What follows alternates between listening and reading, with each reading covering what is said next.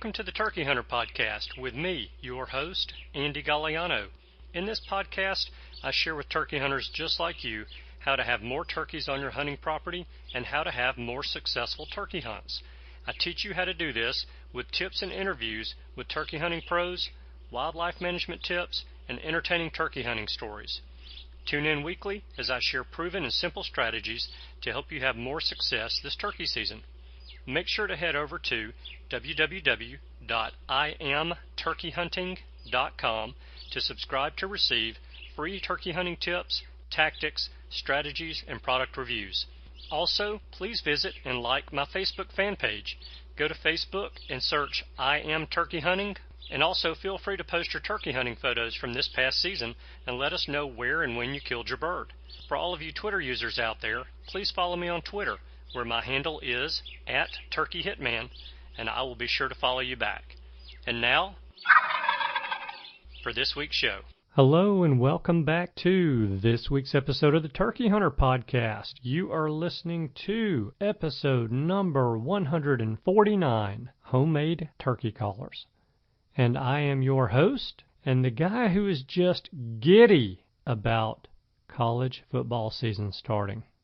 I know, you guys on the on the West Coast are going to say, well, season started last week when Stanford played, but that wasn't a real football game. That was a curb stomping, and I'm expecting some real football over the next 4 days, and so I am pretty pumped up about that. I've already told my wife that my schedule for Saturday looks a lot like me sitting in my chair in the living room with a remote control in my hand, cold adult beverages in the cooler beside my chair, crumbs from all sorts of salty snacks laying on and around me, and probably at some point during the day, my eyeballs rolled back into my head.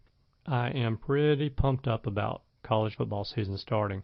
Maybe because I know that it leads to the start of fall, the start of deer season, the end of the year, first of the year, the end of deer season, and then shortly thereafter, turkey season. And I just made about 6.5 months fly by because we are really 196 days, 9 hours, 3 minutes, and 20 seconds away from opening day of spring turkey season in Alabama. I've got what I think is a pretty cool episode for you guys today where I'm going to talk about some DIY turkey collars or homemade turkey collars. As you guys have likely learned about me over the course of the summer, I enjoy doing things myself, and I'm pretty cheap, except when it comes to turkey hunting. If you've listened to all of the episodes over the past 2 months, then you know that I have painted half of the exterior of my house, re-landscaped my front yard, which included felling a large oak tree in the front yard. I've also limbed up several trees in the backyard and one huge oak tree in the front yard. I have stained the inside and outside of my privacy fence. I've replaced some rotten fascia and soffit and properly rehung the gutter so that it actually drains out of the downspout instead of out of the middle of the run of the gutter. I built a screen in the backyard to screen the area underneath my deck from my pool deck. I have sanded and repainted the iron railing on the front porch, built feeders from 55-gallon plastic drums, and the list goes on and on. I guess I enjoy working with my hands so much because I work with my brain so hard Monday through Friday that working with my hands keeps my mind on the project at hand instead of the Monday through Friday job, which, by the way, is one of the reasons that I really love turkey hunting. And it could be that I enjoy doing those things because I enjoy the reward of seeing the project completed and enjoying the result afterwards as well. But I'm going to go out on a limb and say most likely the reason that I enjoy doing all of that is a combination of what I just mentioned. And to kind of switch gears a little bit, but still get to point B, I have a friend who enjoys primitive archery hunting. And before turkey season started last spring, he asked me for some turkey wing feathers for arrow fletching, because he has a friend who likes to make his own arrows by hand and, of course, fletch them by hand as well. And I actually saved the wings for him from the Merriam's turkey that I killed in Arizona this past May. I saved the entire wings, not just the feathers, because I really didn't have time after I killed that turkey to fool with removing the feathers from the wings. So I just threw the wings in my suitcase when we started to head back. Then when I got home, I grabbed them and threw them in the freezer. When I gave him the wings, I apologized for giving him the entire wing, and his reply kind of surprised me. He said not to worry because he has a friend that he can give the wing bones to make wing bone turkey collars. Well, that got my mind to spinning about doing a show on how to make a wing bone turkey collar from the actual wing bones of a wild turkey. The problem is, I've never done that myself before, and I can't fake it with you guys. So I started looking on YouTube at making wing bone calls, and that's where the idea for today's show came from. Homemade turkey calls, because not only did I find videos on how to make wing bone turkey collars, but I found videos on how to make all sorts of different types of turkey collars from all sorts of different types of materials. So I thought it might be kind of fun to talk about some of those. And the truth is, we can make our own homemade turkey calls out of a vast array of materials. But some items are more popular and widely used than others, probably because they actually sound more like a wild turkey than other materials. Most of those more popular turkey call making materials are also easier to work with, more widely available, and they don't require special tools like woodworking or metalworking tools to make wooden pots, boxes, strikers, or the frame for a diaphragm turkey collar. Most of the collars I saw videos of on YouTube were collars that I had seen or heard of before, but a couple of them were not. So today's show is for us DIYers who want to build a very inexpensive but effective turkey call ourselves without much effort or experience, and who want the reward and satisfaction of maybe calling in a hen or gobbler this fall with a call that we've made ourselves. So this is how I'm going to run through these collars, because I haven't tried to make all of these myself yet. And actually, before I started doing my research for this episode, I haven't tried to make any of these collars yet. But in watching the videos on YouTube, I was inspired, and I felt like I needed to jump out there and try to make one or two of these. I'm going to explain a little bit about each homemade collar, what type of commercially made collar it is most similar to, and the YouTube video that I think does a decent job of showing us how to make that type of collar. So first up is a pill bottle turkey collar. So the pill bottle turkey collar is just really what it sounds like. It is a pill bottle. Now, ideally, and my limited experience in making this type of collar today, ideally we would want to make that actual collar out of a pill bottle. Now, I made mine out of a very thin plastic over-the-counter pain reliever bottle. And I don't think it sounds very good. I think that the thicker plastic walls of an actual prescription pill bottle would make this call sound better than using, say, an ibuprofen container or something like that. Now, this type of call resembles what a lot of people, the old-timers, call snuff cans, and what most people call a tube call or a tube type of call. And the way that the pill bottle turkey collar is made is that half of the top of that pill bottle is cut and removed. Then latex from either a latex glove or even a condom could be used, or you can actually buy pieces or strips of latex online that are made for turkey collars. You could do that. Now, in addition to cutting half of the top of that pill bottle out, We're also going to cut the bottom of the pill bottle completely off. And then we're going to take the latex and we're going to cover that half opening in the top of the pill bottle. We're going to secure that piece of latex in place with a rubber band, and we have a turkey collar. So here's what mine sounds like. I am not happy with the sound of it, like I said, but I also haven't practiced with it much. I haven't experimented with maybe doubling up the latex over the opening to make it a 2-reed type of call, which would completely change the sound of it. But I really think that the thin, flexible plastic in this pill bottle takes away from the sound quality that's coming from this call. But here's what it sounds like.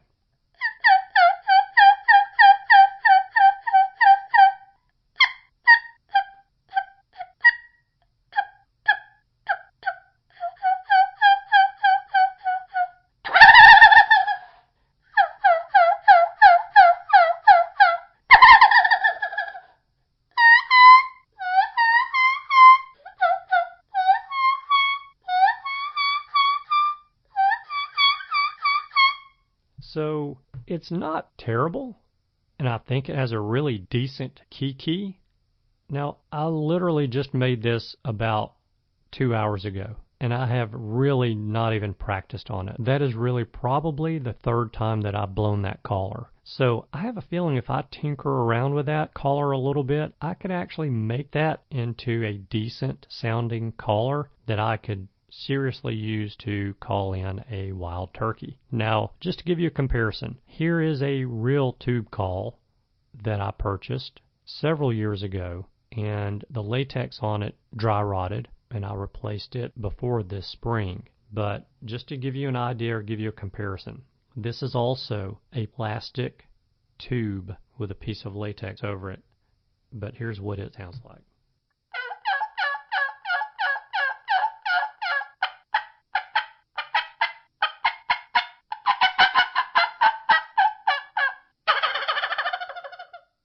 I know a lot of you listening to the show are much, much better turkey callers than I am, and you also are much more proficient at calling with a tube type call than I am, but that kind of gives you an idea of what a pill bottle call could sound like. So you may want to try to make your own tube type call out of a pill bottle, and if so, then I highly recommend you go watch one of the videos on YouTube. One of them that I watched was called The Pill Bottle Turkey Call by Meatman Gary, Meatmangary. So go to YouTube, check out that video, and take 5 minutes to build yourself a tube type collar out of a pill bottle. The second type of homemade collar is a soda can turkey collar. Now, I prefer to call mine a beer can turkey collar because I don't drink sodas. They're really bad for you, and beer is not. Now, this type of call requires you to have you got it, soda can or a beer can, and you're going to cut the bottom of the can, the empty can, off, and fold the edges of the aluminum can inside and up against the inside of the bottom of the can. Then you're going to take some sandpaper and scratch up the underside of the can. And once you get that surface conditioned, then you take a striker, one of your strikers, or you can make your own, and you're going to cup the bottom of that can in your hand, and your hand is going to make the pot part of that call, and this is basically an aluminum pot and peg call.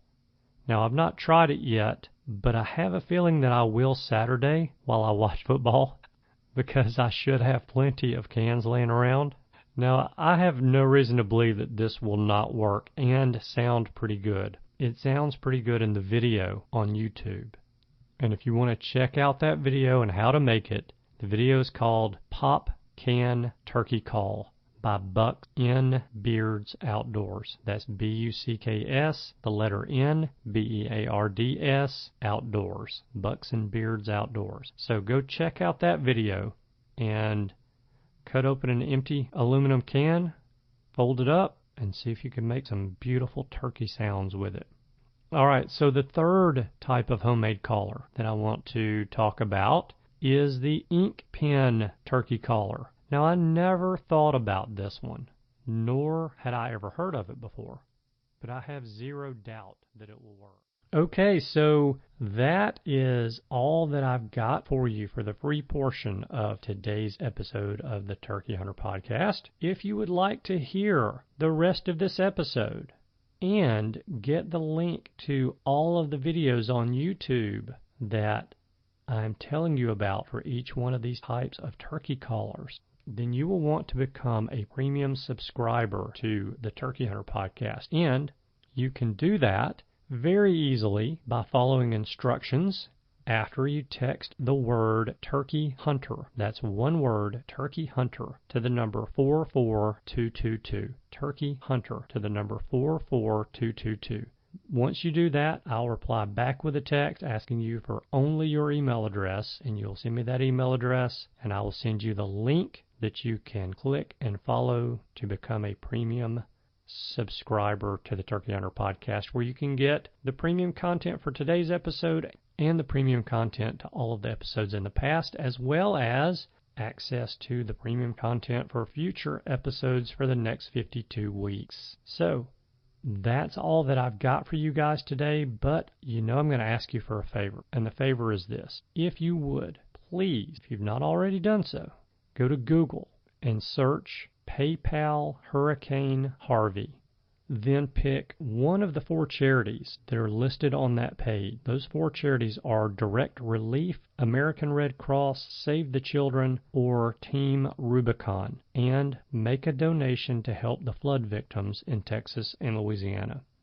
There are so many people there in that area that can use our help, and even a $10 donation can make a difference. And here's why. Because this week, eBay, who owns PayPal, is doubling donations made up to a limit of $250,000 for each of those 4 charities that I mentioned.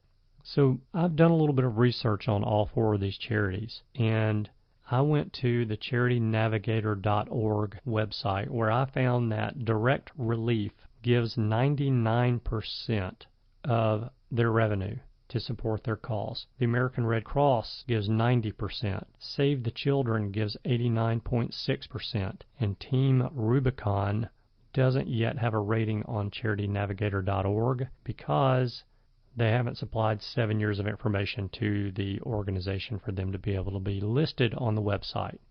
But take a look at those 4 charities on the PayPal website and make a donation. And just know that your donation this week is going twice as far as it would otherwise go with eBay's matching donation. So that's it. That's my one favor for the week, and I am signing off. Thank you guys so much for tuning in this week. I know that you have choices. I appreciate you spending your time with us. I hope you have a wonderful week, and I look forward to seeing you again next week. Goodbye.